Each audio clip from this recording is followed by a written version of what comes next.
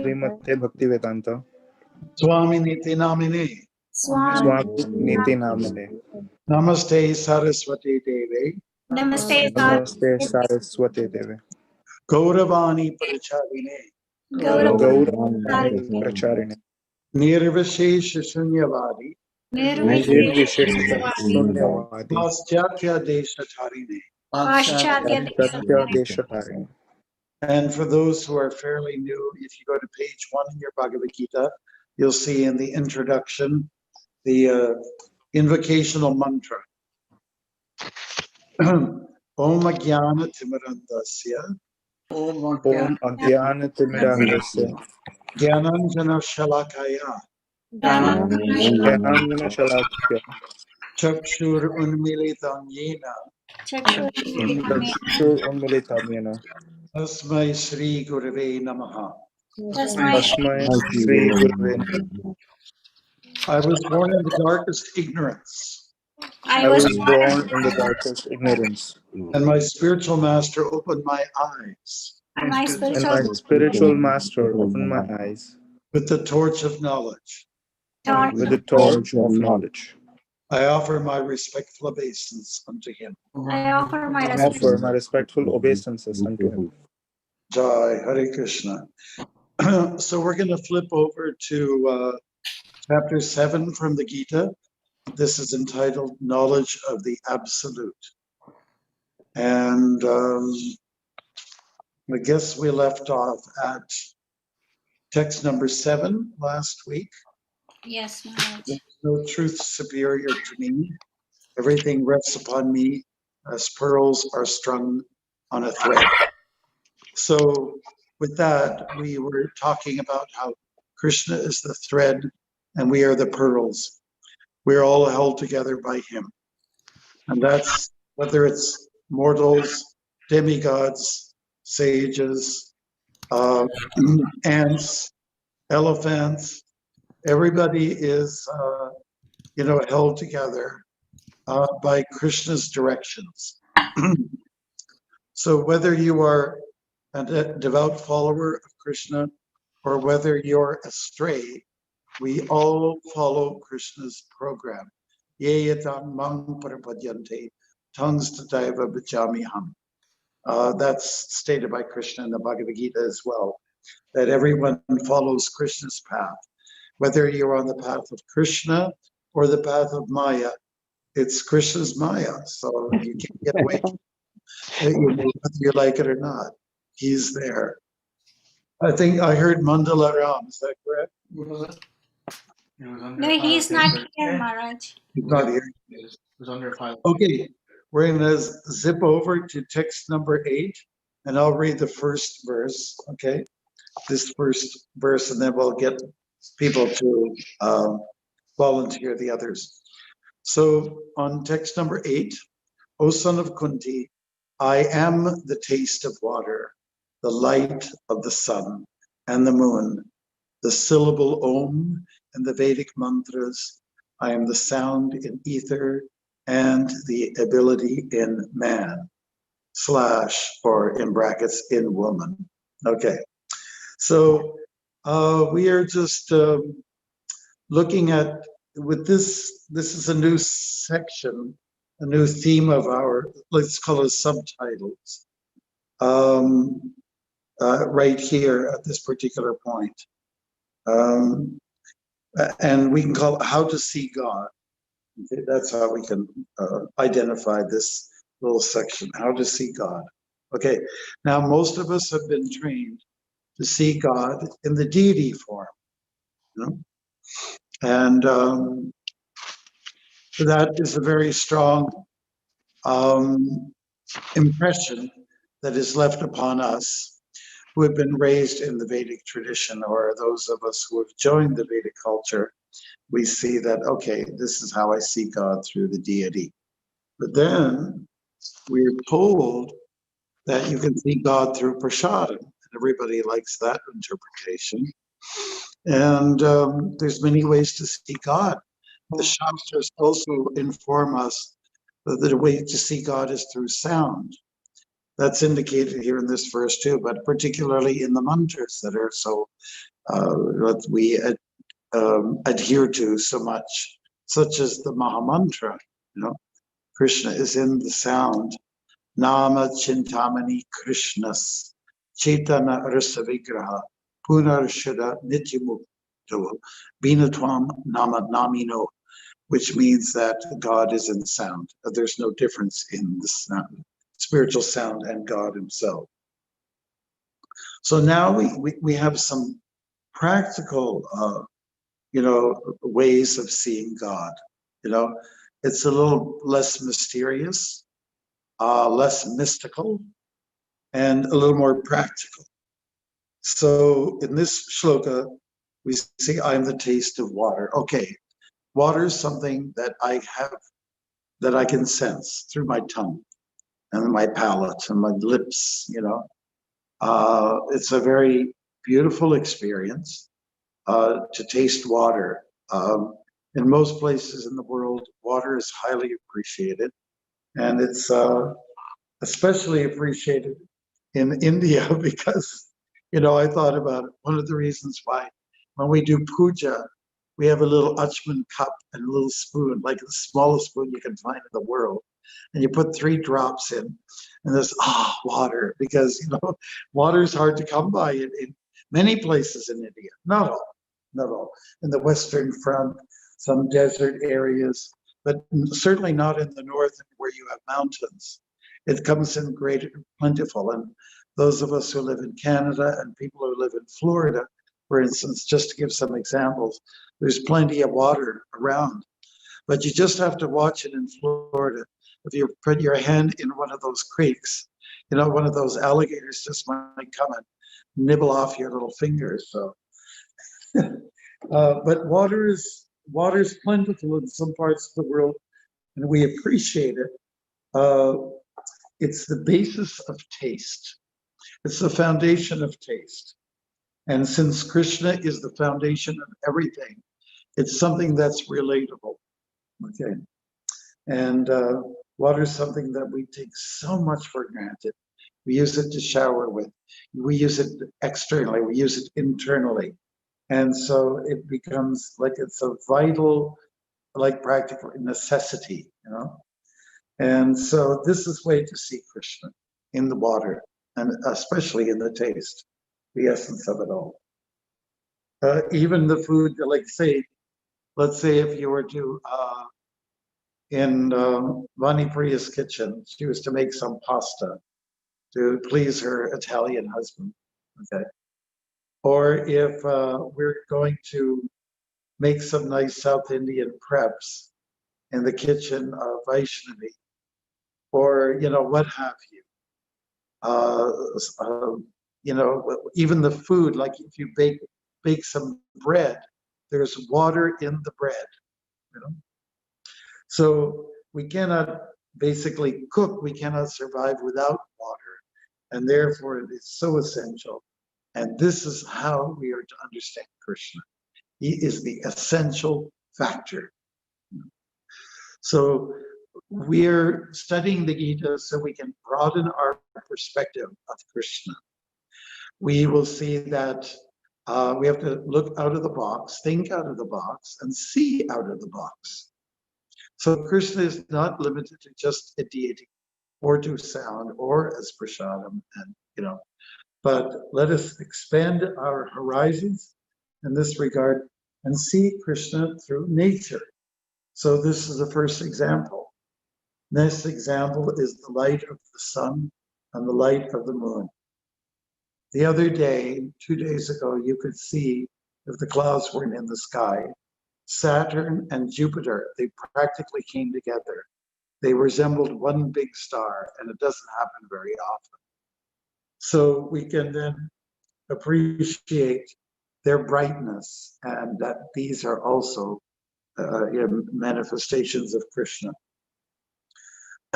Pretty much always with us is the sun and the moon, even on a cloudy day. Usually you can see something, but it's the cloud blocks it somewhat. It makes everything more opaque. And the moon, especially when it's full, there's a brightness there that's amazing. And from the sun and the moon, they can be appreciated because, again, they nourish the vegetation, the fruits, the veggies, and without them, where would we be? The other example, coming more to the mystical side, all sounds are powerful and influential. People go to music concerts, they go to the opera, they go to the Barber of Seville or whatever the case may be, and to hear good music. Or people go to a rock concert to blow their.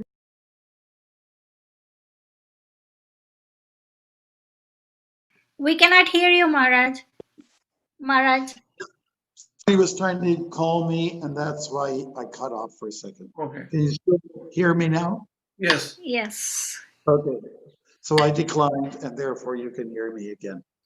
So Om, let's on its own, Om. Anytime you say Om with sincerity, you can feel a strong spiritual vibration. There's no doubt about it.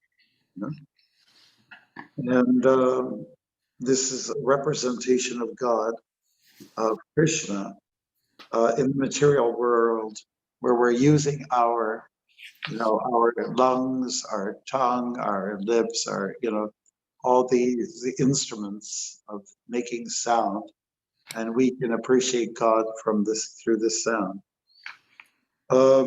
Sound is carried through ether, so whatever we hear, positive or negative, is carried through the ether, and we already established in the 2 verses over that Krishna is, let's see, where did we see this?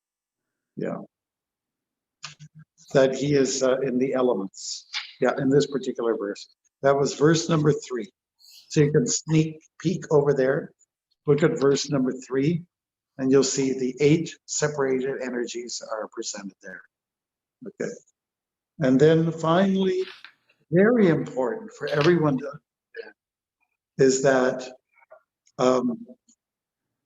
I am the ability in everyone. Shabdiki Purusham Drishu. This last line is nice, worth learning. Purusham Drishu. So just like on the call here, we have Gaura Chandra, and he's a good flute player, and he's a great saxophone player, although not so active these days. And probably when you were a young man, you were thinking, I am playing. But after you became Krishna conscious, you said, Krishna's playing, I'm just acting as the instrument, right? So our idea about being a good student and listener of the Bhagavad Gita is to get to this point of understanding all talent, all energy, all strength, all wisdom comes from Krishna. I cannot take the credit.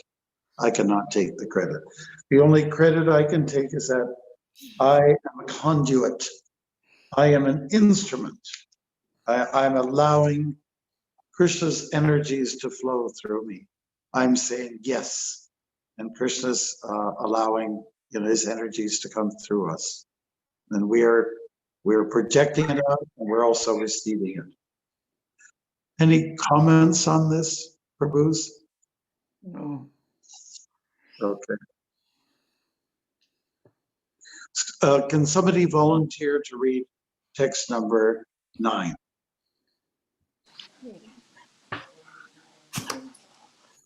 Sure.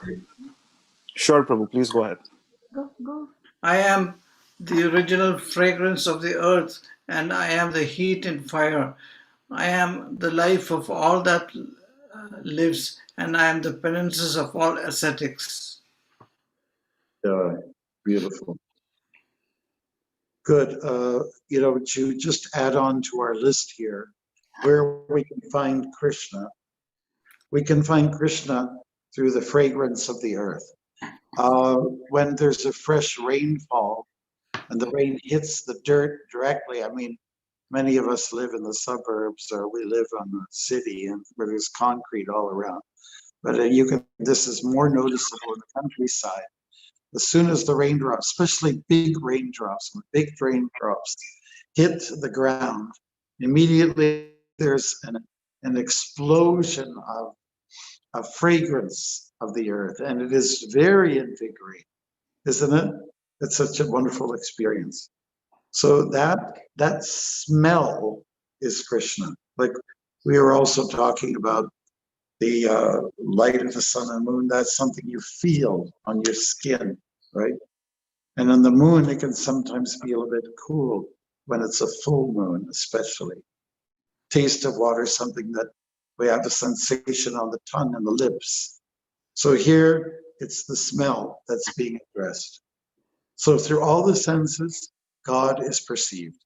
If anybody asks you, have you seen God? You say, yes, I have. Well, what do you mean? Okay. So, and then you can quote in Sanskrit these verses and they'll be impressed. So what does that mean? It says, oh, I see God in the taste of water and the sun and the moon. The sun is one eye of God. The moon is the other eye of God. Right? Isn't it?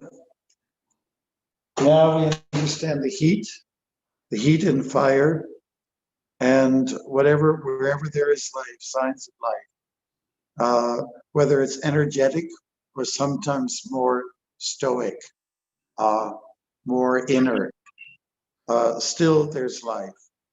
And Krishna is that life. And then also this last phrase, tapas vishu, I am the penance of all the ascetics. Who are ascetics, those who are austere, what is their strong point? Their strength lies in their penances, what they do as a sacrifice. It's a tapasya or penance can be defined as an inconvenience, as accepting an inconvenience for the sake of growth, building character, building inner strength, especially. Right? I think everyone can appreciate that. Those of you who follow the Ekadashi and so on those days and fast on holy days, there's a strength that comes about you by honoring these fasting days or hours, and that is almost the essence of an ascetic. Now, we're not ascetics in Krishna consciousness. We're too much enjoying. We always have good prasadam. We have good music. Usually we're in a nice, warm, cozy temple. Everything is quite like pampered in a certain kind of way. So asceticism is something that's sometimes we're removed from. But thank Krishna, every 2 weeks we have a Ekadashi. Thank Krishna, about every month or month and a half we have a holy day that we remember where we can reflect on Krishna and see him as penance, as sacrifice. Hare Krishna. Any questions or thoughts?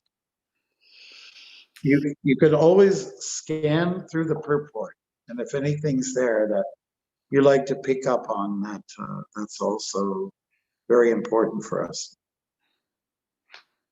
My eyes land on a few things like how important is fire? Prabhupada says, without fire, you cannot run factories. We cannot cook. So that fire is Krishna. Like in some traditions, these Zoroastrians, they are very committed to worshiping the sun, fire, and so on like that, because it's such a powerful demonstration of Krishna. Therefore, some people highlight fire over water and so on like that. I think Canada is a place more of water than fire, but we do have fiery days. And the US, it depends where you are. I was so impressed with walking through the deserts in Utah and Nevada. We don't have those kind of things in Canada. And so you see that those areas are more prevalent with the sun with warmth and heat.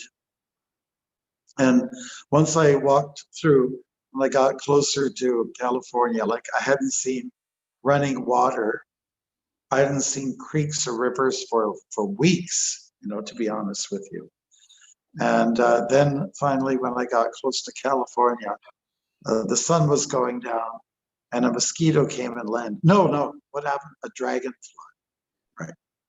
I saw a dragonfly. I said, dragonfly means mosquito. Mosquito means water. Yay, we get to see water again. Yeah. Any thoughts, Prabhu's here, from that text number 9 purport? Yes, Maharaj. Yes. Yeah, I was thinking that, the fact is that Krishna manifests, or we see Krishna in water and fire. And the beauty of that is that he gives us his mercy through water. If you are thirsty or if you are cold, heats up with the fire. But these elements, just like Prabhupada says, that Krishna is not, of course, is all beauty and all grace, but he can be cruel as well. And so these elements also can bring death. We can drown in water and we can get burned in fire and so on. So in this world of duality, these elements are essential, but also they can bring suffering. And then again, the perception according to the state of mind. For some people, water is horrible. Like in India, for example, they don't like the sun, they like the moon. But in Canada, we like the sun and we don't like the moon. I mean, it's not that we don't like it, but we prefer the sun. So how to reconcile all this? That Well, I think we want to get a nice balance of everything. Nobody likes an intensely hot day. Nobody likes an intensely cold day. Or you don't want to be in a situation where when there's too much water, we call that a flood, And when there's a flood, it creates panic, It does. And so, nature is such that it does come in full force. Either one of those elements might come at you in great abundance, and then it becomes very uncomfortable for us. But while we use our intelligence, and don't forget Krishna is saying that I am the ability in everyone. So that means that we take a little portion of water, we take a portion of fire, and whatever other elements, earth and so on. You take a little bit, a quota, a ration every day, and then you can live comfortably. So with the implementation of mode of goodness and a good dose of intelligence, you can appreciate these elements. And of course, sometimes they come on really strong, which is another lesson to help us to understand that this is the material world. Let me get out. Like the Christians, they usually portray hell as being a place where there's lots of fire, isn't it? And it's true, when the heat is on too much, it's almost unbearable. There's lack of energy. When the weather's too cold, lack of heat, you also lose energy. It's a fact. When people are in a super cold climate like Antarctica, where it's like 100 degrees below a plus, you kind of just lose your energy. You just kind of just lie down and fall asleep and you won't wake up again. So the world is full of extremities, and we have to know how to pull in little bits of each one of these to have a nice balance in life. And when you have a nice balance, then it's easy enough to conduct your spiritual obligations, to execute your Krishna consciousness. So, yeah, like people who live in California, so many people are having fires there. And was it the Colorado River? If you didn't have the Colorado River coming in there and, feeding so many hundreds of millions of people, it would be a very undesirable place to live in. So man has tried to implement, draw from, from these heavenly bodies and from sources of water and so on and so forth, in order to make life a little more comfortable. It's natural to do that. But we should strive for living a life that's fairly comfortable so that we can execute our bhakti. That's why. If we make our life comfortable for the sake of selfishness or sense gratification, then we will not go for purification. And our whole purpose is to be purified, go for a purging. I don't know if that answers your question. Yes, thank you. All right. Jagannath. Does anybody else have some thoughts? Jagannath. Not, Jagannath? Okay, does he have any questions? Okay. Come. I want to see you. Say. And go there. Okay, so let's look at text number 10 then, okay?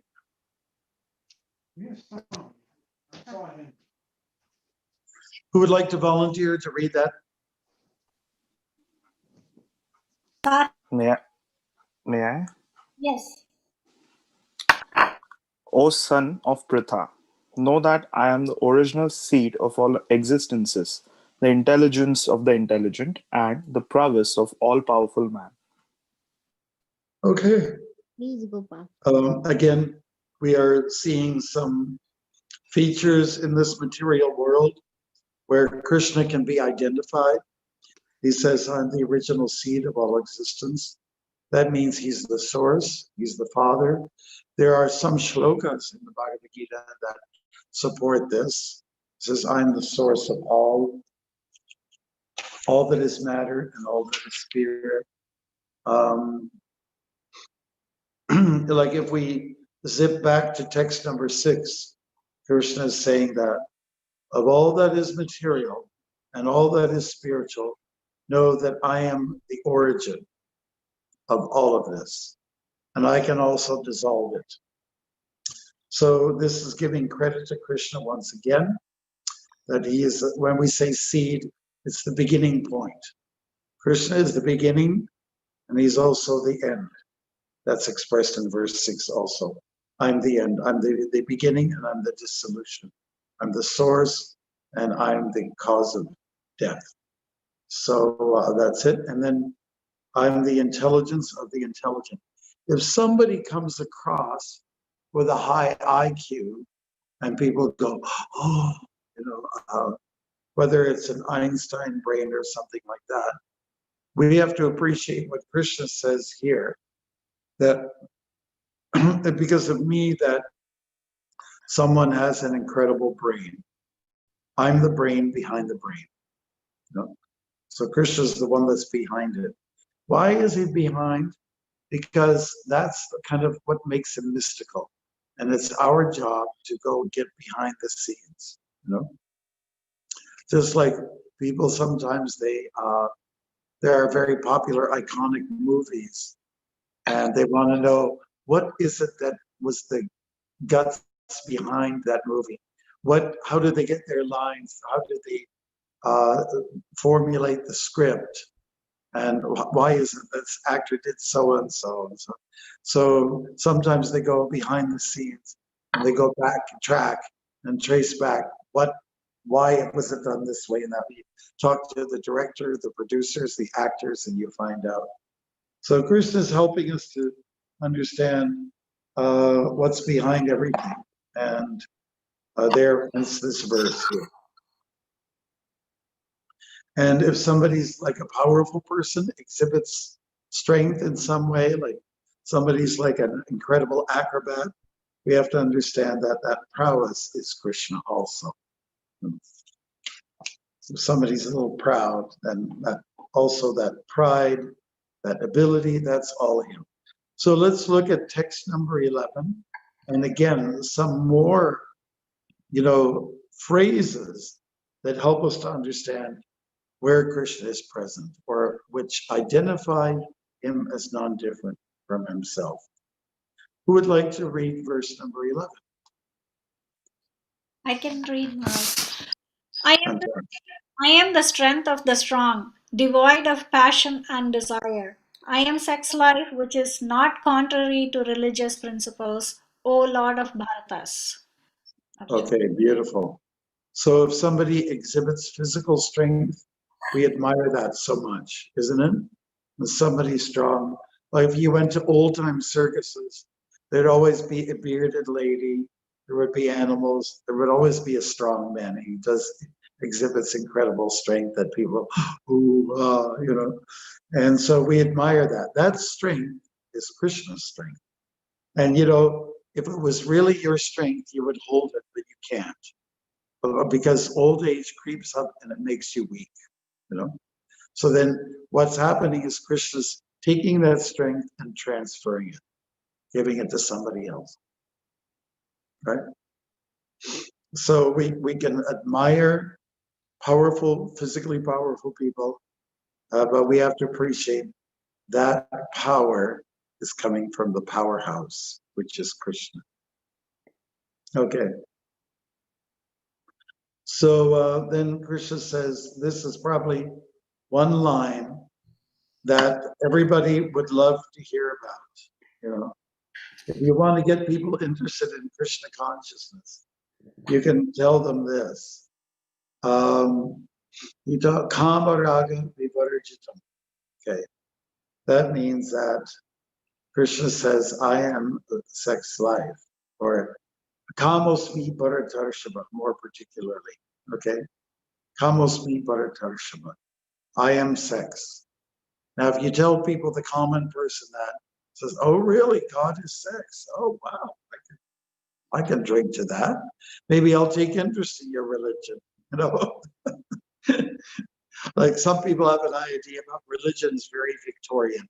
Oh, everything's taboo. You can't show skin and this. And of course, there's validity behind that. But the thing that we have to clarify is that Krishna is sex, but what kind of sex? What kind of sex?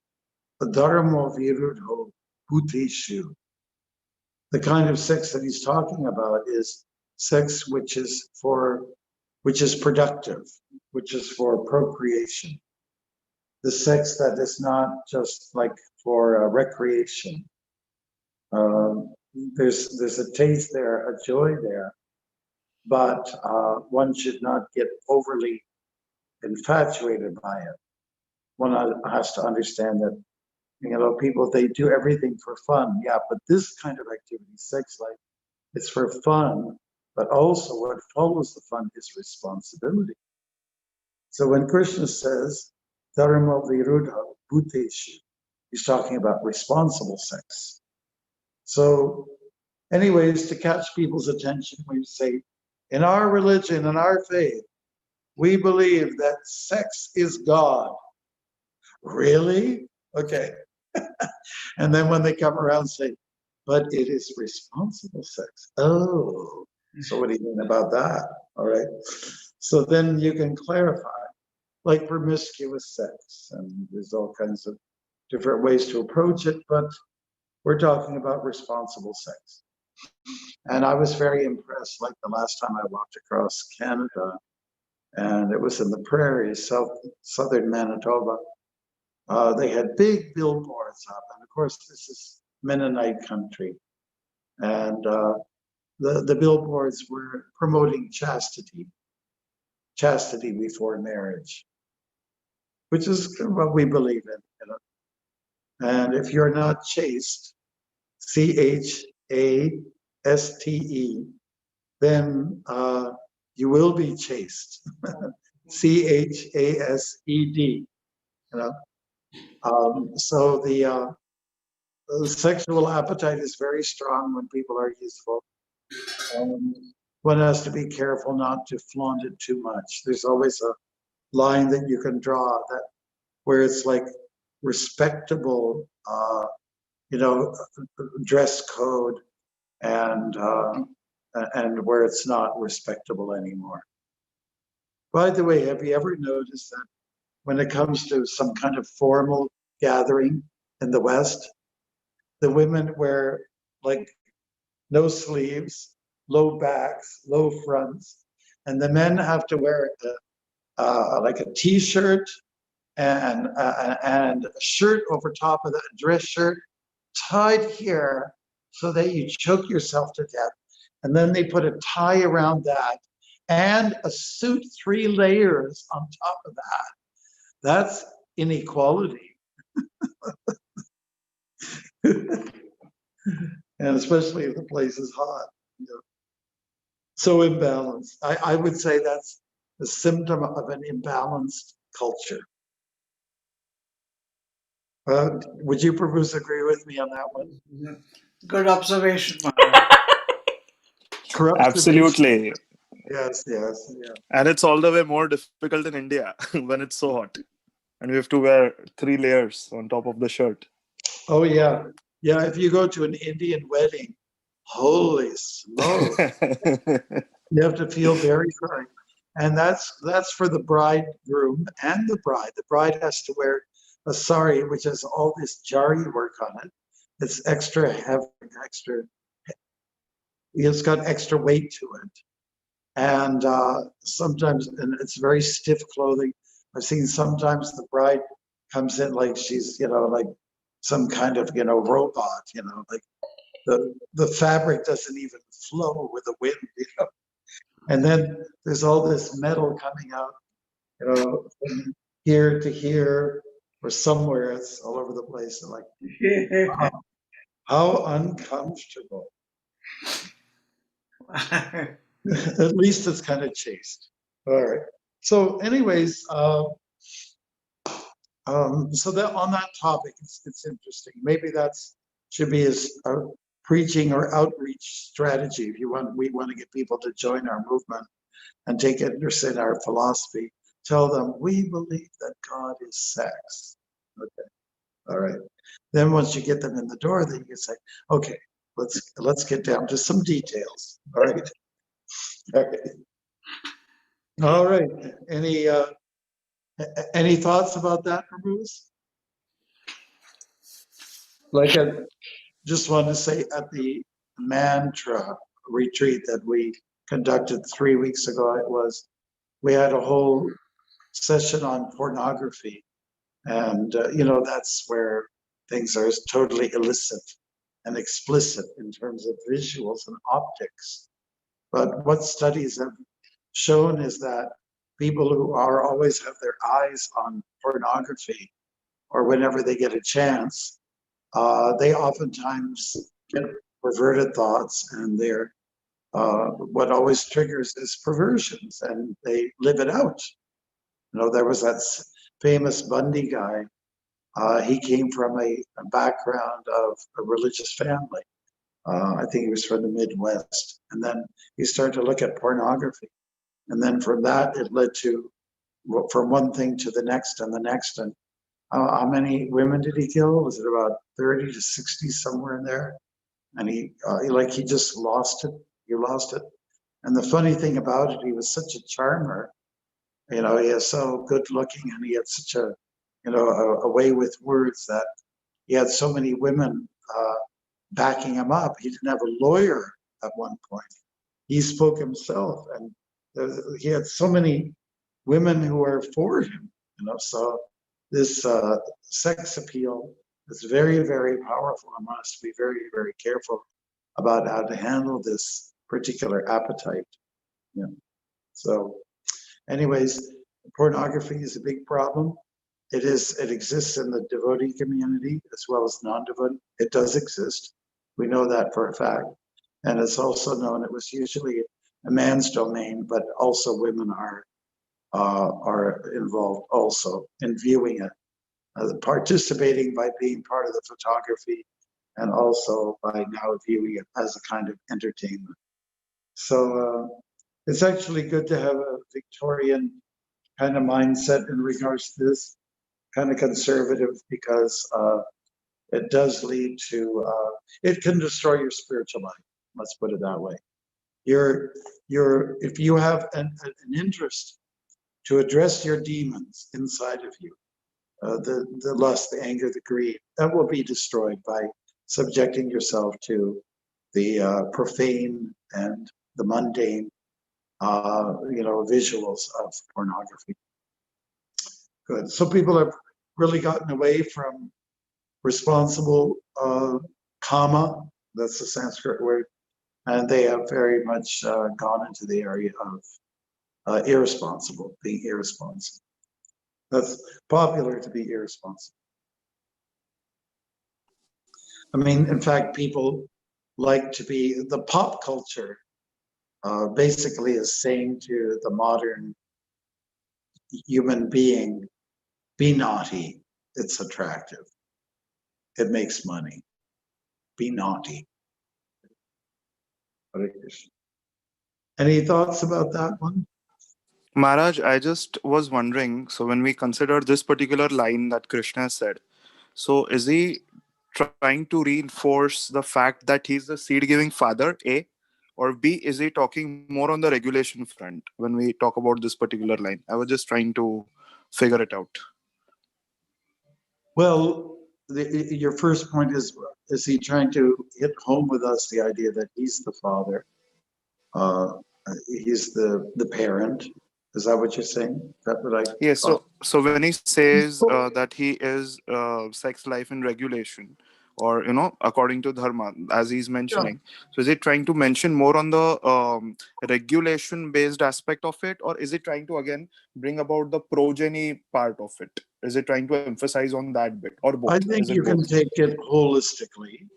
Okay. The appetite for sex appetite, it's definitely coming from him. And so if we want to understand the source of enjoyment, that is Krishna. Okay. So the little added clause in there about it has to be responsibly executed. Then yes, he's talking about living it out, but in the mode of goodness, being again responsible, being Sattvic way, yeah. thoughtful about what you do, because where most people get trapped is in this area that wherever there's an impulse, just go for it. And just like I have one doctor friend, South Indian doctor friend who came to Canada, recently moved to Houston. And when he was on the east coast of Canada, when he was dealing with patients, and people open their hearts up to their doctors, their surgeons, and physicians. And he'd ask, "Well, where did you meet your husband, or where did you meet your wife?" I said, "Oh, at the bar, no, at the hotel, at the bar." So that says a little bit about current culture. That it's not that people say, "Oh, I met my husband or my wife at church. We're part of a church group." They say you meet at the bar. So the atmosphere in which we live, which is a naughty one again, which is an environment of self-aggrandizement. It doesn't send you the proper message, of regulation. Regulation is very important. Regulate to have a life that's regimented and that things are planned, And I sometimes devotees feel a little bit uncomfortable to talk about the four regulative principles to some people. So what are your disciplines? And we say, well, no, we don't eat meat. And people go, we don't take any intoxication. And we don't gamble again. And then when you say no illicit sex, oh my God, and then run away. So if you say, the first three are okay. You can explain why it's important to follow those disciplines. But if you can say something like, and we involve ourselves in family planning, in our tradition, we family plan. I mean, personally, I like that phrase. It's better than what we normally say. What do you think? Any of you? Yeah, it's great rephrasing, Yeah. so that we don't shock people or chase them away. Yes, that's right. Yeah. That's right. That's a better way to put it, because when we say no illicit sex, the whole emphasis shifts. That illicit word goes out of mind. They focus on no sex, and they go like, "Oh my god, like what do you guys do then?" Yeah, So it's exactly. better to avoid that word altogether and coin this jargon as family planning, as you said. Illicit, illicit means explicit. Anyways, some people don't even know what you're talking about. What kind of sex? So, of course, if you say family planning, that requires a purport also. All Maharaj, right. I have a question.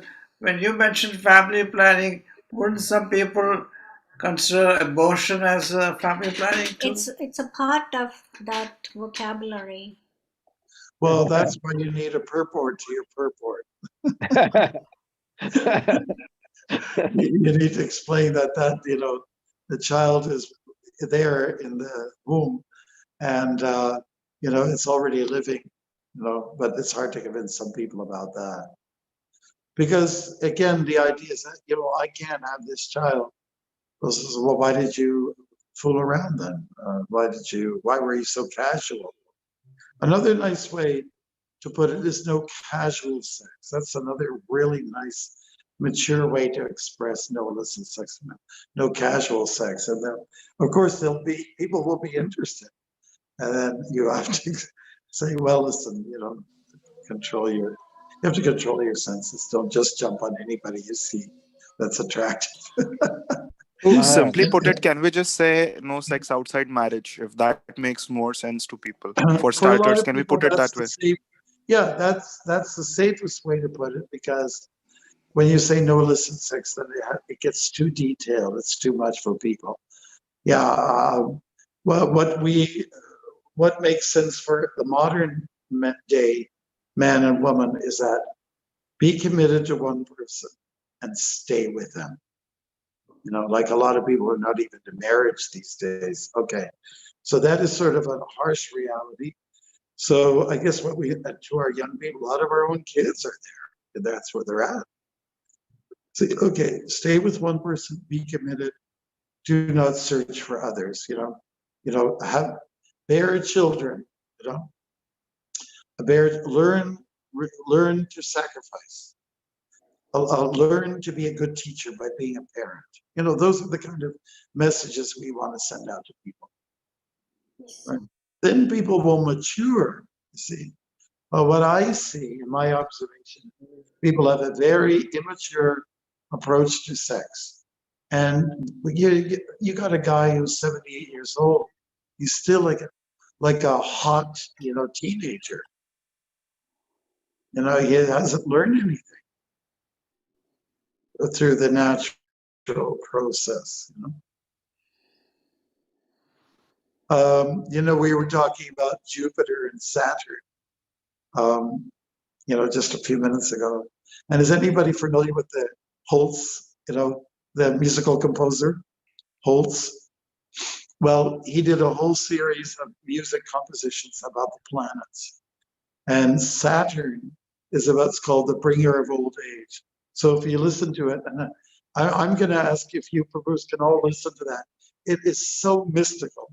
And we would listen to it when we walked through the Nevada desert, in the morning early, where you could see every star, every shooting star, in fact.